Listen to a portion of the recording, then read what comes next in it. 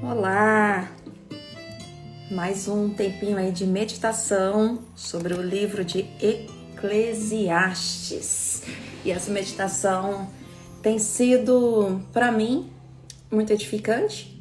Esse momento de leitura e não só de leitura, mas de poder compartilhar um pouquinho sobre o que Deus tem me falado ao meu coração. Não é uma coisa que eu preparei um estudo, mas é uma leitura da maneira que eu faço meu devocional, muitas vezes, de abrir o texto, ler, meditar, aplicar na minha vida, no meu dia. Eclesiastes, capítulo 4. De novo olhei e vi toda a opressão que ocorre debaixo do sol. Parece até que a gente está lendo uma matéria do noticiário dos dias de hoje. Toda opressão que ocorre. Quantos e quantos e quantos estão oprimidos. Vi as lágrimas dos oprimidos, mas não há quem os console. O poder está do lado dos seus opressores e não há quem os console. Pensa num tempo oportuno para a gente estar lendo isso. Quando a gente fala do nosso país, do Brasil e de tantas outras nações, eu penso na África, eu penso em tantos outros países, né? Onde opressores muitas vezes têm tido poder, têm governado, manipulado, têm subjugado.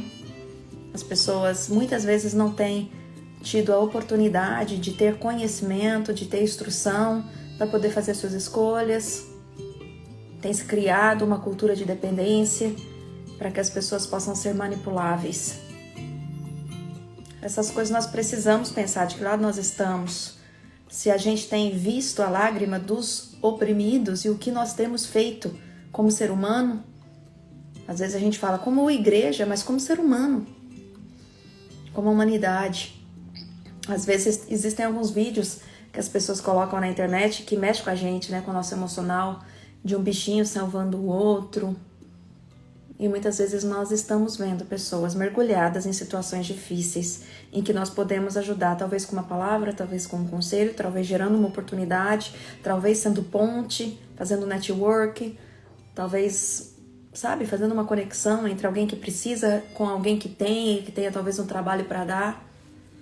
Que a gente possa ser essa ponte, que a gente não possa ser como essa realidade está aqui escrita, mas que a gente possa fazer diferença.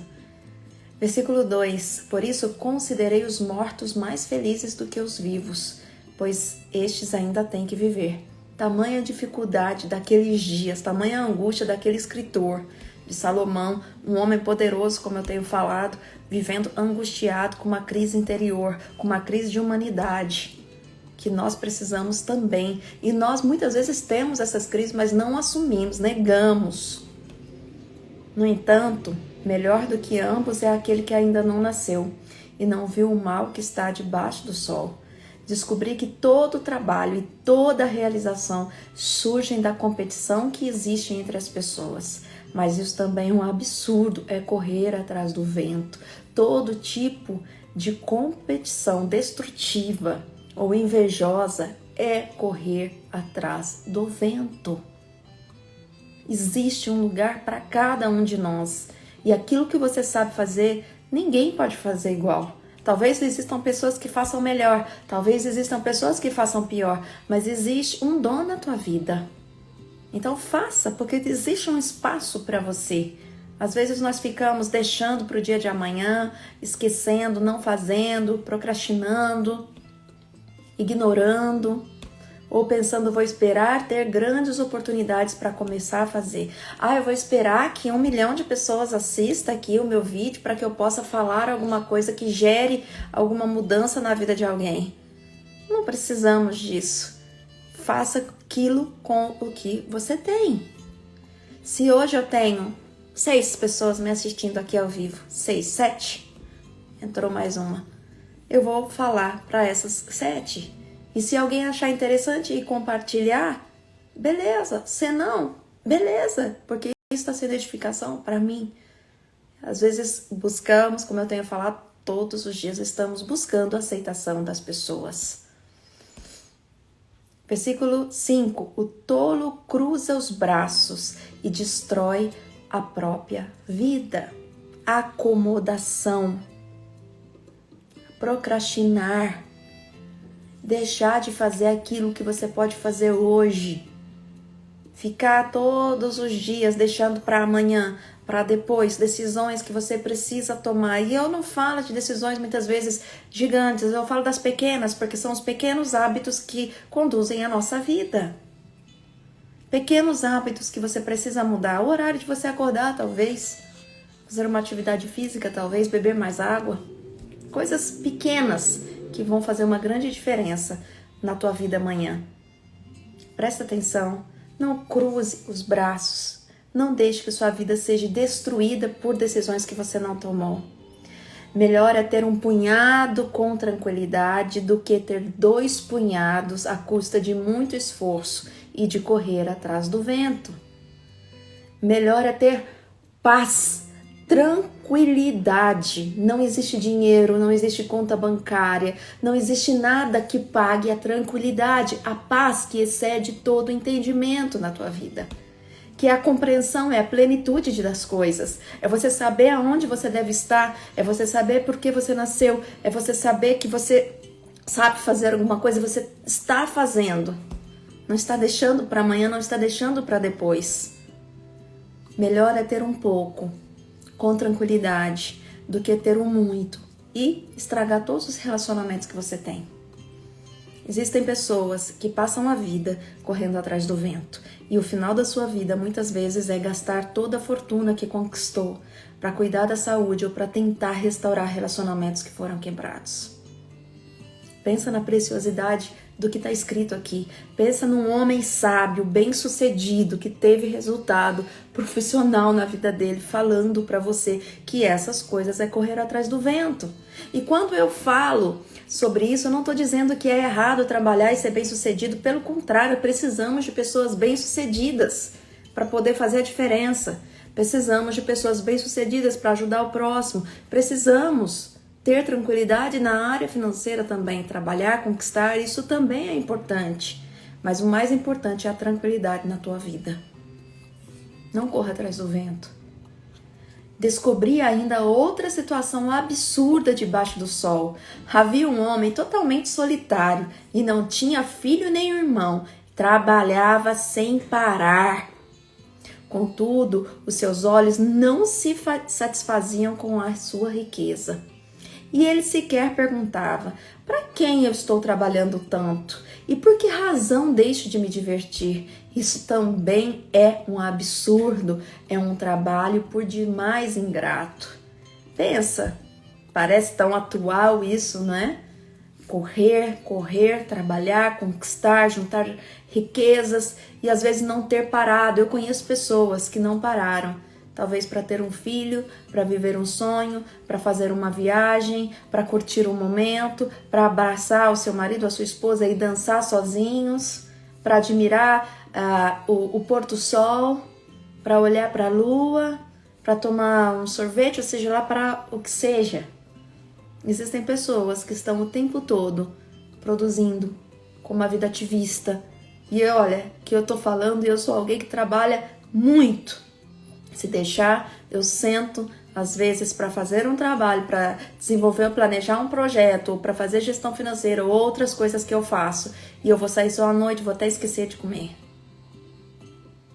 E no final das contas, ninguém morreu se eu parar 1, 2 horas de tempo para poder tomar um café com alguém, olhar nos olhos, dar risada, atender ou fazer uma chamada de vídeo para algum familiar, responder uma amiga que talvez faz tempos e meses que não falamos, fazer aquilo que é a vontade de Deus. Já tinha um tempo que eu tinha vontade de fazer algo, né, para as mulheres e contactar, colocar pessoas que têm muito conteúdo, né, para o dia a dia, para a vida, para poder ter um conteúdo na internet, para a mulher de Deus, para edificar a vida, edificar a família. Mas eu não tinha tempo. Até que um dia eu percebi que eu nunca ia ter tempo, que eu precisava, se aquilo era importante para mim, e se eu entendi aquilo como chamado de Deus, eu precisava parar de fazer algumas coisas e fazer aquilo naquele momento. E assim eu tô feito. Tem semana que é mais corrido, e eu falo, meu Deus, por que eu inventei isso? Não tem tempo. Mas aí eu vejo, é um chamado, é algo importante. tá trazendo transformação para minha vida e para a vida de outras. Então eu vou fazer. É um tempo que eu escolho dedicar para servir ao Senhor através da internet, para atingir o coração de mulheres. E isso não é correr atrás do vento, isso é gerar transformação. Isso é ser ponte para que a palavra chegue. Versículo 9. É melhor ter companhia do que estar sozinho, porque maior é a recompensa do trabalho de duas pessoas. Tenha pessoas ao teu lado. Faça conexões corretas. Se você fez uma conexão ou está em aliança com alguém que não está dentro do propósito, daquilo que está fluindo dentro da tua vida, não tenha medo de parar, de caminhar com alguns e escolher outros para caminhar. Nós precisamos de pessoas. Pessoas nos ajudam no momento difícil. Pessoas nos abrem os olhos quando tomamos decisões erradas ou estamos para tomar. Escolha as pessoas certas, pessoas que vão te influenciar para o bem, que vão te levar mais, te chegar mais a Cristo, do que pessoas que vão te afastar, muitas vezes. Existem dois tipos de conselhos. Lembrem sempre disso, o bom e o ruim. Escolha pessoas que estejam acima, avançando, para que a tua vida avance também. Se um cair, o amigo pode ajudá-lo a levantar-se. Precisamos estar alinhados com juntas e ligamentos. Relacionamento. Mas pobre do homem que cai e não tem quem o ajude a levantar-se. Pobre do homem, pobre da pessoa que quer tomar todas as decisões sozinho. Pobre da pessoa que não gosta de compartilhar a sua vida. Pobre da pessoa que não busca conselho. Pobre da pessoa que não compartilha com seu cônjuge. Pobre da pessoa que não tem ninguém para quem confidenciar ou orar. Talvez seja a tua situação. E hoje eu falo isso não é para te acusar, mas é para abrir os seus olhos e para dizer que você pode mudar hoje. Você pode mudar agora. Se dois dormirem juntos, vão se manter aquecidos. Como, porém, manter-se aquecido sozinho? E aí a gente fala tanto para a vida profissional quanto para a vida humana. Para você que é casado, casada e que muitas vezes caminha uma vida solitária ao invés de dividir e aquecer e ser aquecido pelo teu cônjuge. Dividir vida, dividir sonhos, dividir angústia, dividir lágrimas, dividir alegrias. É para isso que nós vivemos. Um homem sozinho pode ser vencido, mas dois conseguem defender-se. Você consegue muito melhor vencer uma luta quando você está acompanhado de alguém que talvez está olhando por um ângulo que você não está vendo. O cordão de 3 dobras não se rompe com facilidade. E nós já ouvimos falar tanto de cordão de 3 dobras, né, para casamento, com Deus sendo um elo ali, mas para a nossa vida também, para os nossos negócios também, para o nosso ministério também. Não caminhe sozinho. Tenha um cordão de 3 dobras na tua vida, onde que o Senhor seja o alicerce, mas que você tenha também pessoas para poder compartilhar. Melhor é um jovem pobre e sábio do que é um rei idoso e tolo que já não aceita repreensão. Eu estava observando a vida de Saul, que era um jovem que foi escolhido por Deus e que ele se destacava dentre todos, mas de repente, o orgulho, as angústias, as mágoas, talvez os traumas, situações não resolvidas começaram a dominar o pensamento daquele homem e ele começou a ter perturbações. De repente, ele não quis mais ouvir repreensão, inclusive do profeta que veio falar com ele. E começou a ignorar, e começou a tomar suas decisões, e começou a agir com o poder da sua própria força. E a gente sabe que o final dele foi desastroso. Poderia ter sido diferente. Não era para ter sido como foi. Mas ele não quis deixar que Deus controlasse a sua vida. Se perdeu no seu desespero, no medo de perder o poder. E quantas vezes nós pensamos que já sabemos, somos adultos. Ah, sou bem sucedido. Ah, tenho um ministério enorme. Ah, tenho isso, tenho aquilo. já sei o que fazer, não preciso de ninguém. E nós afundamos. Quando alguém vem e nos chama para perto, com amor. Vem aqui, Giovana. Olha aí, a maneira que você está agindo não está legal. A Bíblia nos orienta a agir dessa maneira. Isso é para o meu crescimento. Isso não é, eu não posso me ofender com esse tipo de coisa, porque isso é amor. Entende? Mas presta atenção, não é todo mundo também que pode ter esse tipo de acesso. Porque existem pessoas que não estão preparadas para ter esse tipo de acesso na tua vida e que querem te matar. E que querem o teu lugar. Isso é uma verdade também. Precisamos de discernimento. Precisamos entender. Melhor é o jovem pobre e sábio do que um rei poderoso, rico, idoso e tolo. Melhor é a sabedoria do que conquistar todo o poder. A gente fala muito que hoje a gente vive na era do conhecimento. Quem tem conhecimento tem poder. Não é só dinheiro. Mas a verdade é, muitas vezes as pessoas estão vazias. Pensa que hoje é tudo tão rápido, é tudo tão fast food, é tudo tão imediato. Quem quer parar para buscar realmente o conhecimento? Quem quer parar para entender realmente? Está tudo pronto. Eu preciso de uma conta, eu tenho no meu telefone a calculadora. Eu preciso de uma tradução, eu tenho um tradutor imediato. É verdade, essas coisas vieram para facilitar a nossa vida, para que a gente não perdesse tempo com coisas às vezes que não vamos usar tanto. Mas busca conhecimento de vida. Olha, aprenda a observar, aprenda a escalar, aprenda a desenvolver um conhecimento, o autoconhecimento interno. Eu acredito que nunca o ser humano esteve tão apático ou negacionista quanto à sua própria realidade. Busca essas coisas. Futilidade do poder, versículo 13. Melhor é um jovem pobre e sábio do que um rei idoso e tolo e que já não aceita repreensão. O jovem pode ter saído da prisão e chegado ao trono, ou pode ter nascido pobre no país daquele rei. Percebi ainda assim, o povo que vivia debaixo do sol seguia o jovem, o sucessor do rei. O número dos que aderiram a ele era incontável. A geração seguinte, porém, não ficou satisfeita com o sucessor. Isso também não faz sentido. É correr atrás do vento. Mais uma vez, a busca por aceitação ou o que a multidão diz a respeito não é muitas vezes uma realidade, é uma ilusão, porque hoje as pessoas te amam, amanhã elas te odeiam, hoje elas curtem o teu vídeo, amanhã elas te cancelam na internet. Essa é a realidade. E é assim desde o princípio. E é assim desde os povos antigos. Isso é a realidade humana. Por isso, busque um conhecimento interno, busque uma relação real e verdadeira com Deus, saiba o teu lugar e ainda que ninguém enxergue, faça aquilo pelo qual Deus te escolheu e Deus te chamou.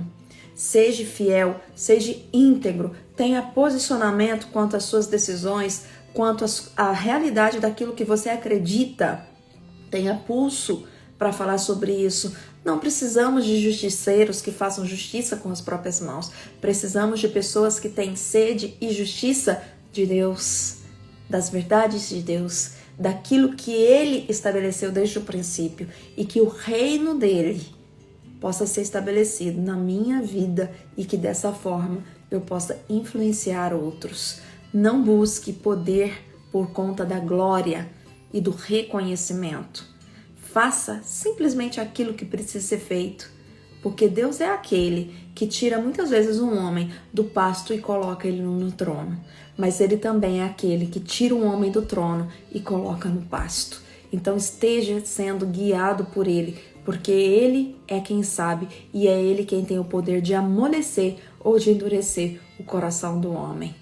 Não pense que tudo é injustiça, não. Talvez você está buscando a aceitação dos homens e por isso você acha que tudo é muito injusto. Faça segundo a vontade de Deus e busque a aceitação de Deus. Em nome de Jesus. Estou aqui, daqui a pouquinho vou estar gravando Ele Me Amou Primeiro. Convido vocês para ir na página do YouTube Ele me amou primeiro e hoje nós vamos falar sobre mulher, esposa. Que Deus abençoe. Vou deixar o link para quem está no YouTube para você entrar nessa live e poder ter edificação. Envia para outros amigos. Que Deus abençoe. E se você assistiu, gostou, amanhã eu vou falar sobre Eclesiastes 5 e assim por diante, tá bom? Envia também esse momento de meditação que nós tivemos aqui para seus amigos. Que Deus abençoe. Tchau.